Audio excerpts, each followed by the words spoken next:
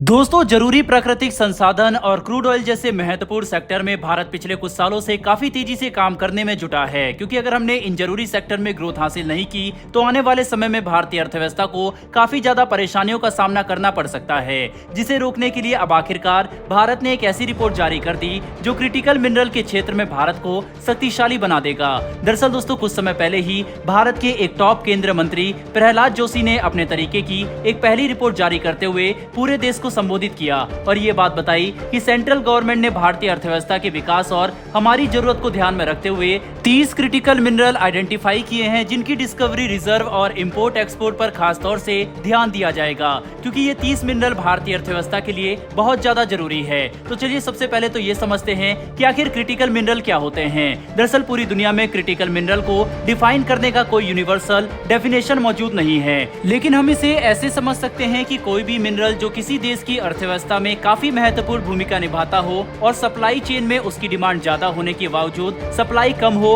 उसे हम critical mineral कह सकते हैं। एग्जाम्पल के लिए हम लिथियम, यूरेनियम, कॉपर और कई इस तरह के दूसरे मिनरल की तरफ देख सकते हैं, जो भारत के अलग अलग सेक्टर में एक महत्वपूर्ण भूमिका तो निभाते हैं, पर क्योंकि इनके बड़े भंडार भारत के अंदर नहीं है और हमारे पास इनकी रिफाइनिंग टेक्नोलॉजी नहीं है, इसकी वजह से हमें इन्हें इम्पोर्ट करना पड़ता है, जिसकी वजह से ये भारत के लिए क्रिटिकल मिनरल बन चुके हैं। दोस्तों, अब हम ये समझ चुके हैं कि क्रिटिकल मिनरल क्या होते हैं, तो अब ये समझने की कोशिश करेंगे कि आखिर भारत द्वारा जारी किए गए इस रिपोर्ट के बाद क्या बदलाव आएंगे और इन 30 अलग अलग क्रिटिकल मिनरल को चिन्हित करने से भारत को क्या फायदा मिलेगा। तो दोस्तों, इस रिपोर्ट के जारी होने के बाद तो सबसे पहले तो हम ये कहेंगे कि ये मिनरल सिक्योरिटी के क्षेत्र में एक काफी बड़ा माइलस्टोन है, क्योंकि इन सभी जरूरी क्रिटिकल मिनरल को चिन्हित करने के बाद अब भारत अपने पूरे संसाधन के साथ इनके एक्सपोर्ट, इंपोर्ट और डिस्कवरी पर ध्यान दे सकता है। साथ ही अब क्योंकि हमें पता है कि हमारी अर्थव्यवस्था के लिए कौन से मिनरल ज्यादा जरूरी है, तो हम अपनी पॉलिसी में उस तरह के जरूरी बदलाव ज्यादा आसानी से ला सकेंगे,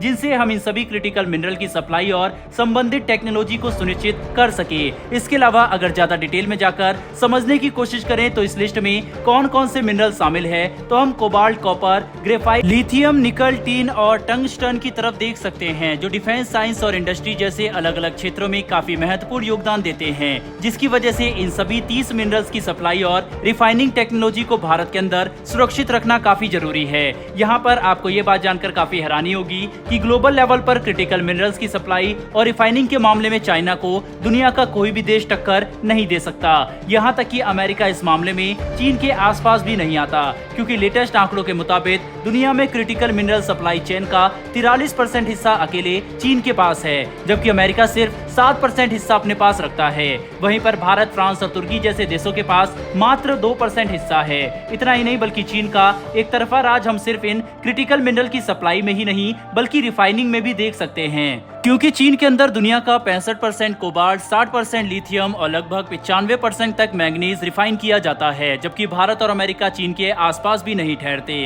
और ये बात भारत भी अच्छे से जानता है, जिसकी वजह से हम पिछले कुछ सालों से इस बात पर काफी ज्यादा ध्यान दे रहे हैं कि भारतीय अर्थव्यवस्था के लिए जो भी मिनरल्स जरूरी है उनकी सप्लाई चेन भारत के अंदर ही तैयार की जाए और इनकी रिफाइनिंग टेक्नोलॉजी भी भारत हासिल कर सके, ताकि इन क्रिटिकल मिनरल को लेकर हमें चीन जैसे देशों पर बिल्कुल भी निर्भर न रहना पड़े। और इस क्षेत्र में हमें कुछ काफी बड़ी सफलताएं भी हाथ लगी, जिसके तहत सबसे पहले हम जम्मू कश्मीर में कुछ महीनों पहले मिले लिथियम रिजर्व की तरफ देख सकते हैं, जिनकी टोटल वैल्यू कई ट्रिलियन डॉलर की है। बता दें कि भारत को जम्मू कश्मीर में लगभग 6 मिलियन टन लिथियम रिजर्व मिले थे, जिनका ऑक्शन इस साल दिसंबर तक होने की पूरी संभावना है। और ये जानकारी हमें 2 मई 2023 को रिलीज किए गए एक मीडिया रिपोर्ट में मिली, जिसे आप अपने स्क्रीन पर देख सकते हैं। इसके अलावा यूरेनियम डिस्कवरी में भी भारत को एक बड़ी सफलता तब मिली जब केंद्र सरकार ने पूरे भारत को इस बात की जानकारी दी कि राजस्थान में 15,000 टन यूरेनियम रिजर्व मौजूद हो सकते हैं, जिनमें से कुछ हमें मिल चुके हैं और कुछ के लिए खोजबीन तेजी से जारी है। इतना ही नहीं, बल्कि ONGC को अपनी रिसर्च के दौरान अरब सागर में मुंबई के तटों के पास 2 ब्लॉक ऑयल और नेचुरल गैस के बड़े रिजर्व मिले, जिसे ONGC ने भारत के लिए एक ऐतिहासिक पल भी बताया। रेफरेंस के लिए आप इसका भी आर्टिकल अपनी स्क्रीन पर देख सकते हैं, जिसमें इस बात की जानकारी पब्लिश की गई थी। कुल मिलाकर समझने की कोशिश करें तो अब इस बात में जरा भी शक नहीं रह गया कि भारत क्रिटिकल मिनरल के क्षेत्र में काफी तेजी से आगे बढ़ रहा है, ताकि हमें भविष्य में अपनी जरूरतों के लिए चीन जैसे देशों पर निर्भर न रहना पड़े। और यह हर भारतीय के लिए काफी गर्व की बात है। बहरहाल दोस्तों, इस वीडियो में इतना ही। इन्फॉर्मेशन और वीडियो पसंद आई हो तो वीडियो को लाइक करके आने वाली ऐसी वीडियो के लिए चैनल को सब्सक्राइब कर बेल नोटिफिकेशन अवश्य दबा लें। फिर मिलेंगे ऐसी एक नई वीडियो के साथ। धन्यवाद। जय हिंद।